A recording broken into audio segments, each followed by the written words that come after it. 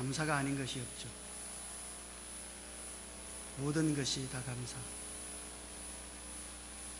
감사밖에 없어요. 우리 옆에 계신 분들께 한번 그렇게 고백해 볼까요? 감사밖에 없습니다. 아멘. 할렐루야. 어떤 아이가 말이죠, 자기 이가 마음에 안 드는 거예요. 그게 늘 불만이에요. 그래서 어머니한테 자기 이빨 좀 교정해 달라고 막 생떼를 쓰고 졸라요. 너 엄마가 뭐 돈이 있나? 그러니까 다음에 하자 자꾸 미뤘어요. 그러니까 이 아이가 화가 났어. 아니, 이도 고쳐주지 않을 거면 왜 나를 이렇게 낳았냐고 이러는 거예요. 못된 것이. 뭐 아이가 뭐 다 그렇지 뭘 기대하겠습니까? 그러니까 엄마가 어이가 없잖아요. 그래서 한마디 했대요. 야, 네가 태어났을 때는 이가 없었거든? 그랬대요.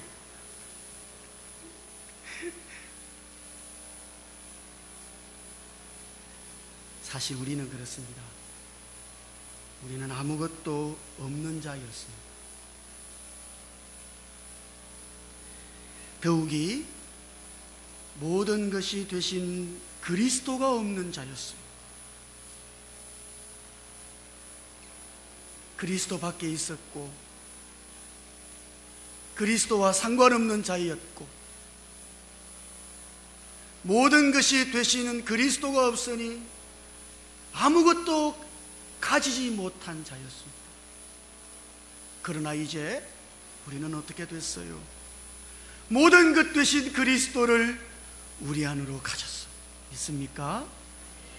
그리하여 우리는 모든 것을 가진 자가 된 것입니다. 할렐루야.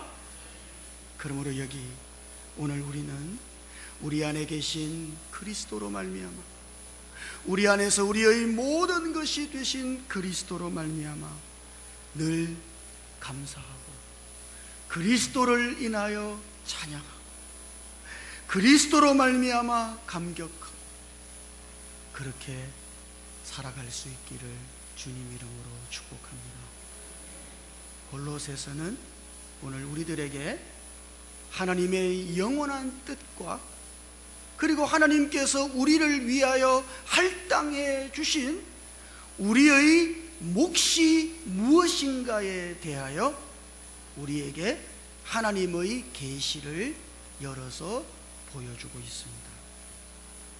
하나님의 영원한 뜻은 무엇입니까? 여러분들은 그것을 말할 수 있겠습니까? 하나님의 영원한 뜻은 무엇입니까? 그래서 사도 바울은 골로새서 1장 9절에서 우리의 모든 신령한 지혜와 총명에 하나님의 뜻을 아는 것으로 채워주시기를 그가 기도한 것이죠. 우리 안에 우리의 모든 신령한 지혜와 총명에 하나님의 뜻을 아는 것으로 가득 차기를 사도 바울은 기도한 것입니다. 하나님의 영원한 뜻은 무엇입니까? 여기 하나님의 뜻이라고 하는 것은 우리가 흔히 하나님께 물을 때 당신의 뜻이 어디에 있습니까? 하고 묻는 그런 일반적인 뜻이 아니에요. 예를 들면 결혼을 한다든지 취업을 한다든지 아니면 진학을 한다든지 하는 우리가 어떤 인생의 갈림길에 섰을 때 그 선택을 위하여 당신의 뜻이 무엇입니까? 묻는 그와 같은 뜻을 가리키는 것이 아닙니다. 여기 하나님의 영원한 뜻이라는 것은 하나님의 갈망과 하나님의 목적을 말하는 거예요. 하나님이 영원 전부터 가지신 하나님의 마음 안에 있는 갈망이 무엇인가? 하나님께서 지금 이 역사 속에서 당신의 그 갈망을 이루시는 그 하나님의 목적이 무엇인가 하는 것이죠. 하나님의 영원하신 뜻은 무엇입니까? 그분의 갈망과 하나님의 이루시고자 하시는 목적은 과연 무엇입니까? 그것은 이것입니다. 그분께서 택하신 사람들 안으로 생명이신 그리스도를 넣어서 거듭나게 하시고, 우리 안으로 오신 생명이신 그리스도께서 우리의 전 존재로 확산되게 하심으로써 우리가 그리스도로 말미암아 살고 우리 안에 그리스도의 형상을 이루고 마침내 부활 안에 계신 그리스도와 똑같은 하나님의 거룩한 아들들로 나타나게 하시는 것이 하나님의 갈망이며 하나님의 목적이며 하나님의 영원한 뜻인 것이죠. 여러분들이 하나님, 당신은 지금 무엇을 하고 계십니까? 하나님은 뭐 하고 계십니까? 하나님은 당신의 이와 같은 갈망과 이와 같은 목적을 지금 성취하여 가고 계십니다. 이것이 하나님의 사역인 것이에요. 말할 수 있겠습니까? 하나님의 영원한 뜻은 무엇입니까? 그건 뭐예요? 생명이신 그리스도를 우리 안으로 넣어서 우리를 거듭나게 하시고, 거듭났습니까? 그리고 우리 생명이신 그리스도께서 우리 안에서 우리의 전 존재로 확산되어서 우리가 생명이신 그리스도로 말미암아 살고 우리 안에 그리스도의 형상이 이루어져서 우리가 부활 안에 계신 그리스도와 똑같은 하나님의 거룩한 아들들이 되게 하시는 것이 하나님의 갈망이며 하나님의 목적입니다. 그래서 바울은 골로새서에서 하나님께서 우리에게 할당하시고 하나님께서 우리에게 주시고자 하시는 우리의 몫이 다른 것이 아니라, 그것이 우리의 집이거나 우리가 소유하고 있는 자동차이거나 우리가 가지고 있는 통장이 아니라 사실은 우리 안으로 넣으신 그리스도께서 우리에게 주신 하나님의 몫이라고 말씀하고 계신 것이에요. 이것이 골로새서에서 말하고자 하는 주된 하나님의 계시인 것입니다.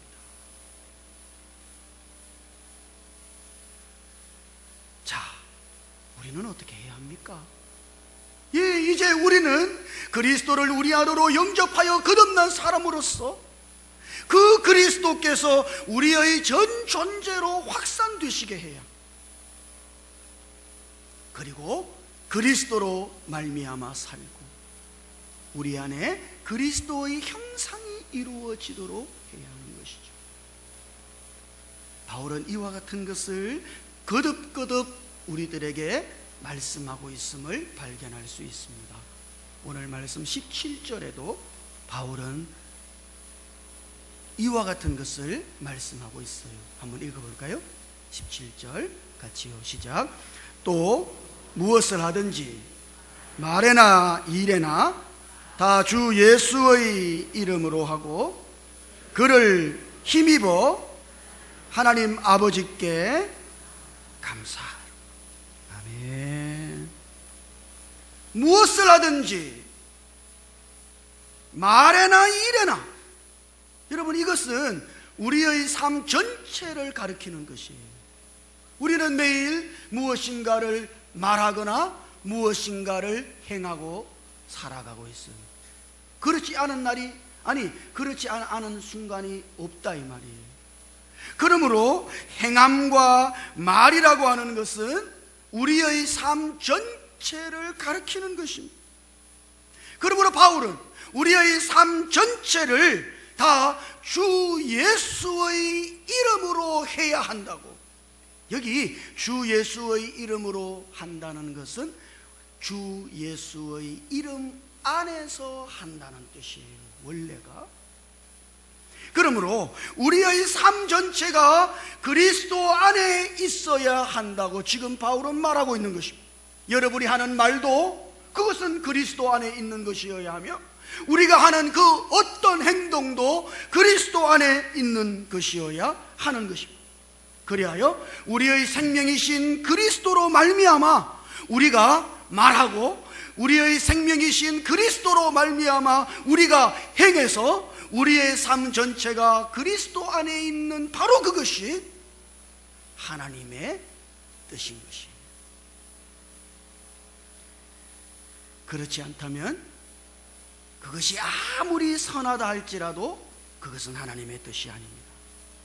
우리의 모든 것이 오직 그리스도 안에만 있어야 하는 것이죠.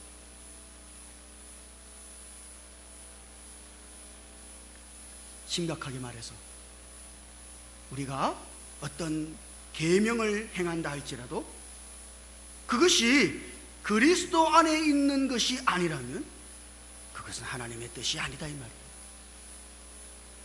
무엇이든지 그리스도 안에 있어야 합니다.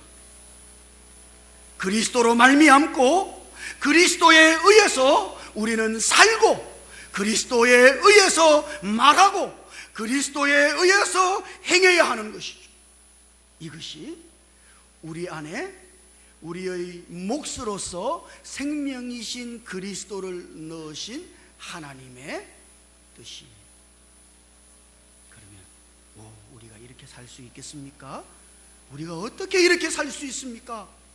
여러분은 정말 이렇게 살 수 있겠습니까? 모든 것을 그리스도로 말미암아 그리스도에 의해서 행하고 말하고 살 수 있겠습니까? 어떻게 그것이 가능합니까? 그것을 15절과 16절에서 바울이 우리들에게 보여주고 있어요. 한번 읽어볼까요? 15절 16절 같이요. 시작. 그리스도의 평강이 너희 마음을 주장하게 하라. 너희는 평강을 위하여 한 몸으로 부르심을 받았나니 너희는 또한 감사하는 자가 되라. 그리스도의 말씀이 너희 속에 풍성히 거하여 모든 지혜로 피차 가르치며 권면하고 시와 찬송과 신령한 노래를 부르며 감사하는 마음으로 하나님을 찬양하고. 아멘. 여기 15절과 16절에 우리말에는 분명하지 않습니다만 똑같은 말씀이 반복되어져 있어요. 이거 헬라어로 읽으면 우리가 그것을 분별할 수 있습니다. 그 똑같은 말씀은 헬라어로 읽을 때 이렇게 읽을 수 있어요. 엔타이스 카르디아이스 히몬이라는 말입니다. 엔타이스 카르디아이스 히몬. 이 말은 우리말로 하자면 너희의 마음 안에, 그런 뜻이에요. 그것이 15절에도 너희의 마음 안에 바울이 지금 그렇게 말하고 있으며 16절에도 너희의 마음 안에 바울이 그렇게 말하고 있는 것이에요. 문제는 무엇일까요? 그것은 사실 우리의 마음인 것입니다. 여기 우리가 그리스도로 말미암아 살고 생명이신 그리스도 안에서 모든 것을 행하는 비밀이 있는 거예요. 그것은 우리의 마음에 있는 것입니다. 아니, 여러분들의 마음에는 어떤 일이 지금 일어나고 있습니까? 여러분들의 마음은 무엇을 향해 있습니까? 지금 이 순간. 그리고 지금 여러분들의 마음 안에 있는 것은 과연 무엇입니까?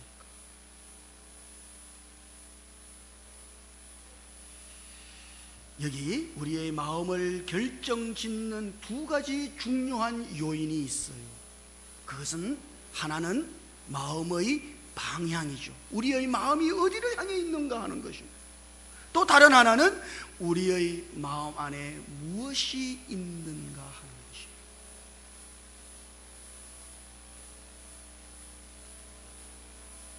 우리의 마음은 언제나 무엇인가를 향해 있습니다.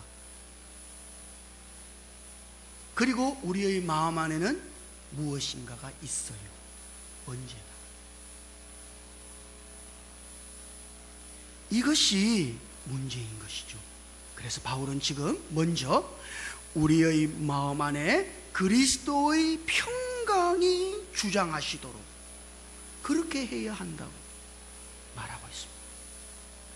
여기 주장한다는 이 말, 이것은 심판으로서 다스리는 것을 가리키는 말이에요. 그것이 주장한다고 번역되어 있는 것이죠. 우리 안에 모든 것을 결정하시는 분은 누구입니까?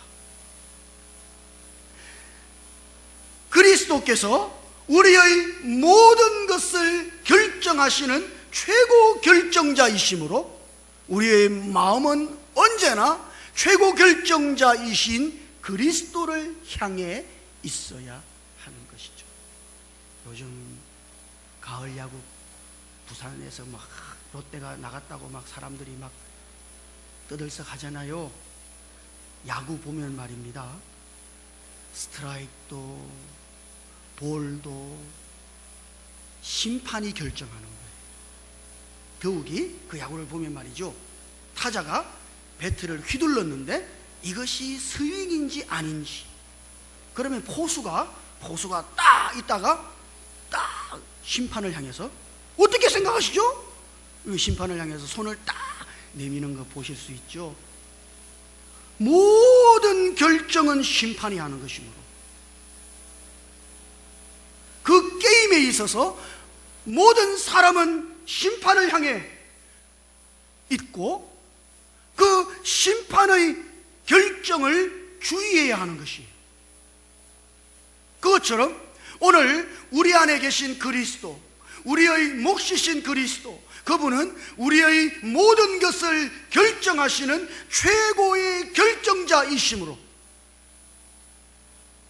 우리의 마음은 언제나 그와 같은 그리스도를 향하고 그와 같은 그리스도를 앙망하면서 살아야 하는 것이죠. 자, 이것이 바울이 말하는 첫 번째 길이에요. 누구든지 이렇게 하지 않고서는 결단코 말과 행위를 그리스도 안에 있게 할 수가 없어요. 여러분들의 마음은 어디를 향해 있습니까? 기도할 수 있겠어요? 주 예수여, 당신은 모든 것을 결정하시고 판단하시고 다스리시는 최고의 결정자이시므로 나는 이와 같은 당신을 향하고 나는 당신을 앙망합니다. 오늘 이것이 우리의 고백이고 우리의 기도이기를 주님 이름으로 축복합니다. 여러분이 그리스도 안에서 모든 것이 있게 하고자 한다면 반드시 여러분들의 마음이 어디를 향해 있는지를 볼 수 있어야 하는 것이죠. 여러분의 마음은 어디를 향해 있습니까? 그리스도를 향해 있습니까? 그분이 모든 것을 결정하시는 분이시므로 그분을 주의하고 있습니까? 그분을 향하고 있습니까? 그분을 앙망하고 있습니까? 바로 이렇게 할 때 우리는 우리의 삶 전체를 그리스도 안에 둘 수가 있는 것이 뿐만 아니라 우리가 우리의 마음을 이렇게 그리스도를 향할수록 우리 안에 바울이 지금 말하고 있는 것처럼 그리스도의 말씀이 너희 속에 풍성히 거하여, 그렇게 우리의 마음을 그리스도를 향할수록 우리의 마음 안에 그리스도께서 거주하시게 되는 것이죠. 우리의 마음 안에 그리스도께서 머무시게 되신다 이 말이에요. 우리의 마음이 그리스도의 거처가 되고 그때 그리스도는 우리의 마음을 장악하시게 되는 것이죠. 여기 풍성히 거한다는 이 말, 거한다는 말은 어디에 거주하면서 영향을 미친다는 말이에요. 그러니까 그리스도께서 우리의 마음 안에 거주하심으로써 그분의 모든 풍성하심을 우리의 마음 안으로 공급해서 오늘 우리가 그리스도의 그 어떠하심으로 말미암아 살아갈 수 있도록 그분께서 우리의 온 마음을 장악하시는 것이죠. 그리할 때 비로소 우리는 그리스도 안에 있는 것이고 그리스도를 위하여 있는 것이고 그리스도를 말미암아 살아가는 삶인 것이에요. 누구든지 이와 같이 하지 않고서는 결단코 그 모든 것이 그리스도 안에 있는 삶을 살아갈 수가 없다는 것을 기억하세요. 단순히 오늘 우리들의 문제는 계명을 지키는 문제가 아닙니다. 그리스도인의 삶은 어떤 계명의 조항을 지키는 삶이 결단코 아니에요. 그것은 오늘 우리의 삶 전체가 그리스도 안에 있어야 하는 것이며 우리의 삶 전체가 그리스도로 말미암고 그리스도에 의해서 되어져야 한다는 이야기인 것이에요. 어떻게 함으로써? 우리의 마음을 최고의 결정권자이신 그리스도께로 향함으로써, 거듭 그리스도를 향함으로써 우리의 마음 안에 그리스도께서 거처를 정하시고 우리의 마음 안에서 그리스도께서 우리를 장악하시도록 그렇게 우리의 마음을 그리스도께 드릴 때 비로소 우리는 그리스도 안에 있고 그리스도를 살 수가 있게 되는 것이죠. 오늘 우리 지체들이 이와 같은 삶을 추구하며 나아가시기를 주님 이름으로 축복합니다. 근데 여기 더 중요한 것은 이와 같은 마음의 상태를 드러내는 가장 두드러진 특징. 여러분이 만약 15절과 16절과 같은 마음의 상태라면 여러분은 반드시 이렇게 될 것이에요. 그것이 17절에 있는데 한번 다시 읽어볼까요? 17절 같이요. 시작. 또 무엇을 하든지 말에나 일에나 다 주 예수의 이름으로 하고 그를 힘입어 하나님 아버지께 감사하라. 아멘. 그를 힘입어 하나님 아버지께 감사하라. 여기 힘입는다는 말 있잖아요. 그것은 막 어떤 힘을 받는다는 게 아니에요. 여기 힘입는다는 말은 때문에라는 말이에요.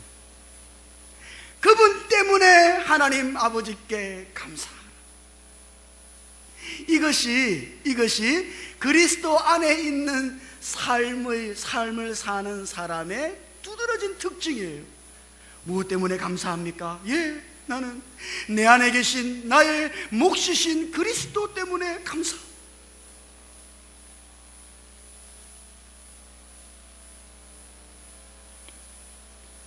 여러분들은 보셨습니까? 하나님께서 우리 안으로 주신 우리의 몫이 그리스도이신 것을 보셨습니까? 여러분은 정말 그리스도께서 우리의 몫이시며 그분이 우리 안에 생명이시며 그분이 우리의 영광의 소망이신 것을 보셨습니까? 그리스도께서 우리 안에서 우리의 모든 것이 되심을 보셨습니까? 그리고 모든 결정권을 가지신 그리스도께 여러분들의 마음을 향하고 여러분들의 마음을 앙망하고 있습니까? 그리고 결국 여러분들의 마음 안에 그리스도께서 거주하시면서 그의 풍성하심을 여러분들의 마음에 공급하심으로써 우리로 그리스도를 살게 하시는 그 은혜를 여러분들은 보셨습니까? 그리한다면 우리는 반드시 감사하는 사람이 될 것입니다. 우리의 삶이 매일 이와 같다면 우리는 매일 그리스도 때문에 그리스도로 말미암아 그리스도를 인하여 감사하게 될 것입니다. 이것이 그리스도 안에 있는 사람의 두드러진 특징이에요. 그래서 15절에도 감사하는 자가 되라, 바울이 그렇게 선포하고 16절에도 감사하는 마음으로 하나님을 찬양하라, 17절에도 결정적으로 그리스도를 힘입어 하나님 아버지께 감사하라. 추수감사절입니다. 여러분은 어떤 감사를 가지고 오셨나요? 오늘도 내일도 영원히 나는 그리스도를 인하여, 나의 몫이신 그리스도 때문에, 나의 생명이신 그리스도를 인하여 감사하고 또 감사합니다. 오늘 이것이 저와 여러분들의 감사의 고백일 수 있기를 주님 이름으로 축복합니다. 추수감사절. 우리는 추수한 적도 없는데, 저는 농사 짓는데 그 근처도 올해는 가본 적이 없어요. 그런데 추수감사절이라 그래요. 이거 안 맞지 않은가? 그럽니다. 그건 아니에요. 저는 이것이 참 좋아요. 추수라고 하는 것은 말이죠, 생명의 결과인 것입니다. 예? 추수가 뭐예요? 생명의 결과다 이 말. 왜 우리는 감사합니까? 우리가 드리는 감사의 열매는 뭡니까? 내가 생명이신 그리스도 안에서 그리스도로 말미암아 살아간 나의 삶이 하나님께 드리는 나의 추수의 열매입니다. 나는 오늘도 그리스도를 인하여 감사하고, 그리스도 때문에 감사하고, 그리스도로 말미암아 감사합니다. 이것이 매일의 추수감사절인 것입니다. 여러분들의 감사는 어디에 있습니까? 그리스도 때문입니까? 나는 그리스도를 인하여 매일매일 그리스도 때문에 감사하는, 그와 같은 매일의 추수감사죠. 매일매일 그리스도를 향하고, 매일매일 그리스도를 마음에 거주케 하고, 매일매일 그 그리스도를 인하여 감사함으로 그리스도로 말미암아 살아가는 하나님의 갈망과 목적을 향해 전진하는 저와 여러분들이 되시기를 주님 이름으로 축복합니다. 기도하십시다. 주님께서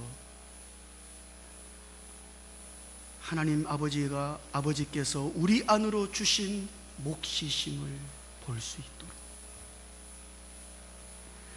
주님이 우리의 생명이시며 영광의 소망이심을 볼 수 있기를, 그리하여 주님이 모든 결정권을 가지신 최고의 결정자이심으로 우리의 온 마음을 그리스도께로만 향하게 하시고, 우리의 마음 안에 그리스도께서 거주하심으로써 우리가 매일 그리스도로 말미암아 살아갈 수 있도록 우리를 이끌어 주시옵소서.